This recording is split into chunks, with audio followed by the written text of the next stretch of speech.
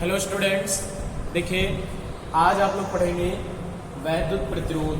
ठीक है, जो इस लेसन के पीछे वाले टॉपिक हुए हैं जैसे ओम्स लॉ, ठीक है, और विभिन्न प्रकार के इलेक्ट्रॉनिक उपकरण, विभवांतर की डेफिनेशन और करंट की डेफिनेशन थी, इन सबको तैयार करना है और इन पर आधारित आपके जो भी क्वेश्चन हैं वो हल करने हैं। देखिए आज पढ़ेंगे इलेक्ट्रिक रेजिस्टेंस, वैद्युत प्रतिरोध या केवल प्रतिरोध कह सकते हैं। वैद्युत प्रतिरोध, इलेक्ट्रिक रेजिस्टेंस। देखो रेजिस्टेंस क्या होता है कि जब हम किसी चालक में धारा प्रवाहित करते हैं या जब हम किसी चालक के सिरों पर विभवांतर स्थापित करते हैं तो उसमें धारा बहने लगती है, और विभवांतर और धारा का जो अनुपात होता है उसे प्रतिरोध कहते हैं। लेकिन वास्तव में प्रतिरोध का अर्थ क्या है कि जब किसी चालक तार में धारा बहती है तो वो चालक तार धारा के बहने में या धारा के मार्ग में कुछ रुकावट उत्पन्न करता है, कुछ बाधा उत्पन्न करता है, और किसी चालक द्वारा धारा के मार्ग में जितनी रुकावट लगती है, जितनी बाधा डाली जाती है, उसे ही हम चालक का प्रतिरोध कहते हैं। ठीक, देखिए किसी चालक द्वारा धारा के मार्ग में, किसी चालक द्वारा धारा के मार्ग में लगाया गया अवरोध, लगाया गया अवरोध, ठीक, चालक का प्रतिरोध कहलाता है। किसी चालक द्वारा धारा के मार्ग में लगाए गए अवरोध को, लगाए गए अवरोध को चालक का प्रतिरोध कहते हैं।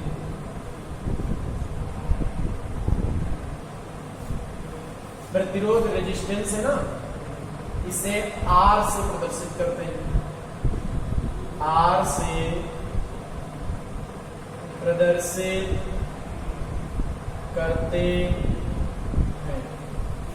इसका मान विभवांतर V तथा धारा I के अनुपात के बराबर होता है। मतलब किसी चालक का जो प्रतिरोध होता है वो चालक के सिरों पर आरोपित विभवांतर और उसमें बहने वाली धारा के अनुपात के बराबर होता है। इसका मान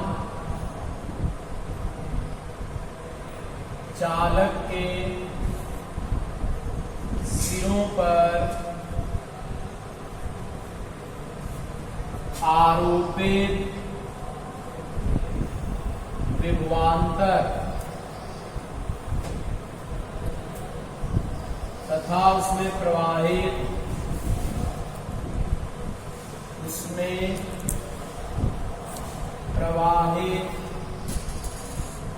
धारा के अनुपात के बराबर होता है। अनुपात के बराबर होता है। ठीक, अगर हम किसी चालक के सिरों पर विभवांतर V स्थापित करें, ठीक है, विभवांतर V, और विभवांतर V स्थापित करने पर उसमें धारा जो है I प्रवाहित हो, तो विभवांतर V और धारा I का जो अनुपात होगा वो प्रतिरोध के बराबर होगा। R बराबर V अपान I। R बराबर क्या होगा? V upon I। V क्या है? विभवांतर, विभवांतर वोल्ट में, और I क्या है? I है प्रतिरोध को धारा, चालक में बहने वाली धारा।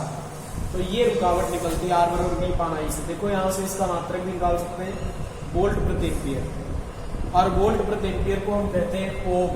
ठीक, इसका मात्रक कल भी बताया था वोल्ट प्रति एम्पियर, इसका मात्रक वोल्ट प्रति एम्पियर अथवा ओम। ओम देखो, ओम, इसका प्रतीक होगा ये ग्रीक अक्षर है ओमेगा, इसका मात्रक वोल्ट प्रति एम्पियर अथवा ओम होता है। जो एक ओम का अर्थ होता है वही एक वोल्ट प्रति एम्पियर का अर्थ होता है। कहा जाए एक ओम प्रतिरोध की परिभाषा क्या है, तो यदि किसी चालक के सिरों पर 1 वोल्ट का विभवांतर लगाने पर उसमें 1 एम्पियर की धारा बहे तो उस चालक का जो प्रतिरोध होगा वो आपका कितना होगा, 1 ओम होगा। प्रतिरोध के कुछ छोटे बड़े मात्रक होते हैं, जैसे इसका एक बड़ा मात्रक होता है mega ohm. Mega ohm, mega ohm में 10 की पावर 6 ओम होते हैं। ठीक, इसी प्रकार एक माइक्रो ओम होता है। माइक्रो, माइक्रो छोटा, ये बहुत छोटा मात्रक है। एक माइक्रो ओम 10 की पावर माइनस 6 ओम के बराबर होता है। ठीक, एक माइक्रो ओम 10 की पावर माइनस 6 ओम के बराबर होगा। देखिए जो प्रतिरोध है ये विभवांतर तथा धारा पर निर्भर नहीं करता है, मतलब विभवांतर और धारा की वैल्यू बदलने पर प्रतिरोध नहीं बदलता है। ठीक, तो यहाँ पर आप देख सकते हैं कि प्रतिरोध विभवांतर धारा पर निर्भर नहीं करता है। प्रतिरोध केवल चालक की लंबाई तथा क्षेत्रफल पर निर्भर करता है और ताप पर निर्भर करता है। ठीक, यहाँ इसके बाद में लिख लेंगे कि प्रतिरोध विभवांतर, सूत्र में है विभवांतर धारा लेकिन निर्भर नहीं करता है। ठीक, प्रतिरोध जो है विभवांतर तथा धारा पर निर्भर नहीं करता है।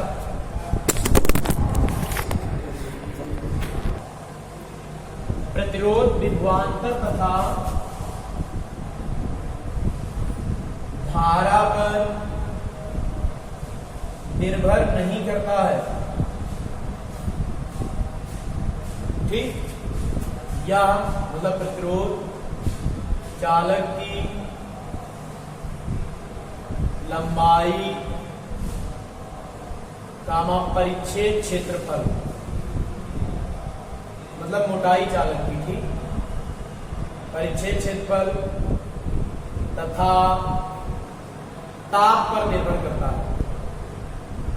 ताप पर निर्भर करता है। ध्यान रखेंगे, चालक की लंबाई जितनी ज्यादा होगी चालक का प्रतिरोध उतना ही ज्यादा होगा। ठीक, चालक का परिच्छेद क्षेत्रफल, ये वाला एरिया, जैसे ये एक चालक तार अगर माने तो ये परिच्छेद क्षेत्रफल बोला जाता है, जो आप पढ़ते हैं पाई आर स्क्वायर। ठीक, परिच्छेद क्षेत्रफल जितना कम होगा उतना प्रतिरोध ज्यादा होगा, और परिच्छेद क्षेत्रफल कम होने पर तार पतला होगा तो पतले तार का प्रतिरोध जो है ज्यादा होगा, और जो तार जितना मोटा लेंगे, मोटा तार जो होगा उसका परिच्छेद क्षेत्रफल ज्यादा होगा। परिच्छेद क्षेत्रफल ज्यादा होने पर जो प्रतिरोध है वो कम हो जाता है। मोटे तार का प्रतिरोध कम रहेगा और जो पतले तार होंगे उनका प्रतिरोध ज्यादा होता है। ठीक, यहाँ पर और प्रतिरोध ताप पर निर्भर करता है। ताप बढ़ाने पर प्रतिरोध बढ़ता है, ताप का मान जितना बढ़ाओगे प्रतिरोध उतने बढ़ जाएगा। तो यहाँ पर लिख देंगे कि ताप बढ़ाने पर चालक का, ताप बढ़ाने पर चालकों का प्रतिरोध बढ़ता है।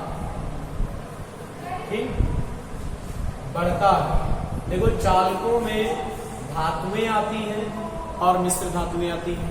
तो चालकों में आप देख सकते हैं कि धातुएं तथा मिश्र धातु, तार अगर धातु से निर्मित है अथवा मिश्र धातु से निर्मित है, ठीक, और उनका ताप बढ़ाएं तो प्रतिरोध बढ़ जाएगा।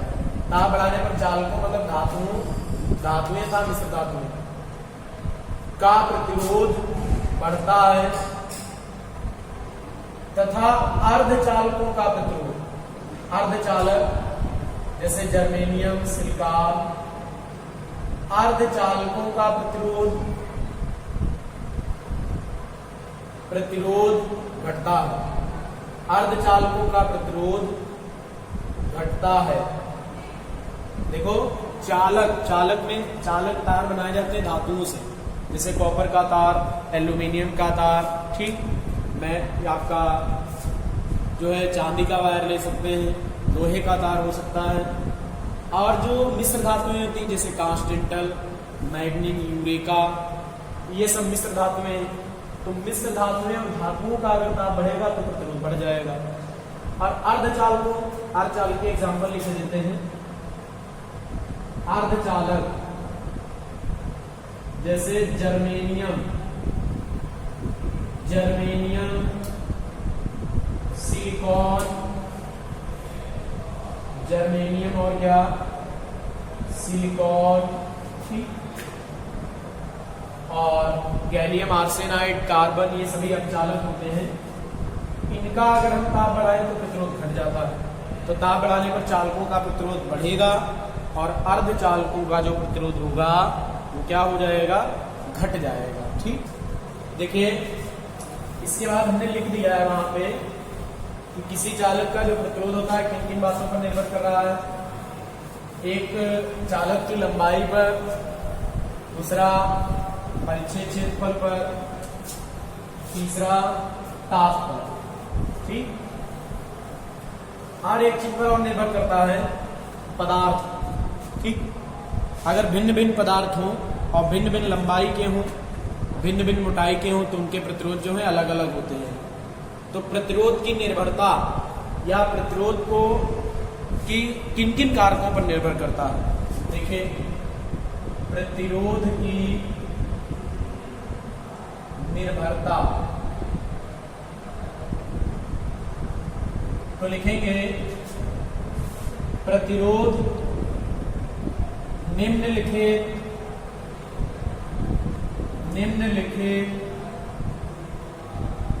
कारकों पर निर्भर करता है।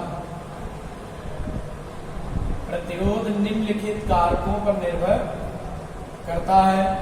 नंबर 1, तार की लंबाई पर, तार की लंबाई पर, ठीक।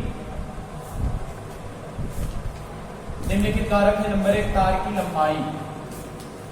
तो किसी तार का प्रतिरोध या किसी चालक का प्रतिरोध उसकी लंबाई के अनुक्रमानुपाती होता है। किसी चालक का प्रतिरोध उसकी लंबाई के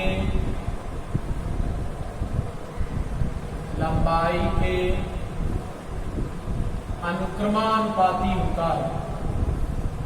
अनुक्रमानुपाती होता है।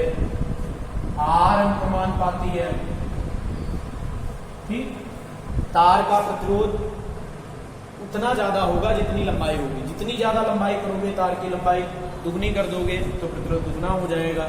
उसी तार की लंबाई तार जोड़कर 4 गुनी कर दो, प्रतिरोध 4 गुना हो जाएगा, ठीक। जैसे कोई हमारे पास तार है, एल लंबाई का तार है, इसमें एल लंबाई और जोड़ दें इतने मोटे तार की तो प्रतिरोध दुगना हो जाएगा। एल लंबाई और जोड़ दें, प्रतिरोध 3 गुना हो जाएगा। तो प्रतिरोध लंबाई के अनुक्रमानुपाती होता है। नंबर 2, परिच्छेद क्षेत्रफल पर, परिच्छेद क्षेत्रफल पर। तो देखो किसी चालक का प्रतिरोध, किसी चालक का प्रतिरोध उसके परिच्छेद क्षेत्रफल के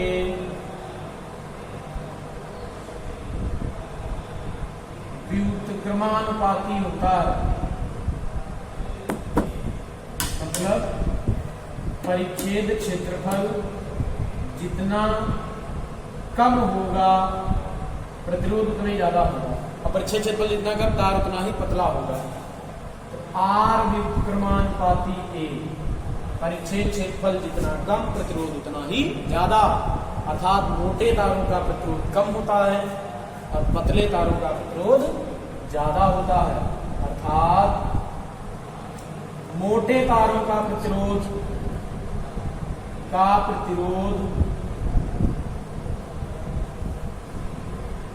कम होता है, तार मोटा होगा प्रतिरोध कम होगा। ठीक, इसके बाद तीसरा निर्भर करता है पदार्थ पर। ठीक, पदार्थ, नंबर 3 पदार्थ पर। ठीक, तो भिन्न भिन्न लंबाई और भिन्न भिन्न क्षेत्रफलों वाले चालकों का प्रतिरोध अलग अलग होता है। तो लिखेंगे भिन्न लंबाई तथा भिन्न परिच्छेद क्षेत्रफल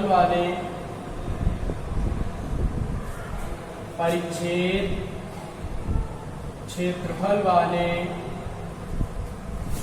चालकों का प्रतिरोध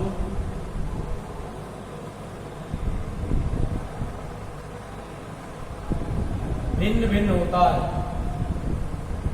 ठीक, अगर अलग अलग लंबाई के चालक हैं, उनके अलग अलग परिच्छेद क्षेत्रफल हैं, तो उनका जो प्रतिरोध होगा वो अलग अलग होगा। ठीक, इसके बाद चौथा ये निर्भर करेगा तार के ताप पर। तो ताप बढ़ाने पर प्रतिरोध बढ़ता है, ताप बढ़ाने पर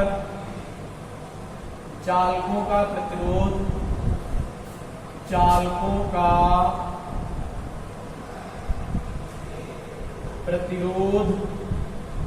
बढ़ता है। ठीक, तो आज आपने प्रतिरोध को कौन कौन सी चीजें प्रभावित करती हैं ये पढ़ा है, इसको तैयार करेंगे। और इसके बाद जो है तार का एक और विशेष गुण बताएंगे, वो भी प्रतिरोध से ही रिलेटेड होगा, वो आपको नेक्स्ट वीडियो में बताएंगे।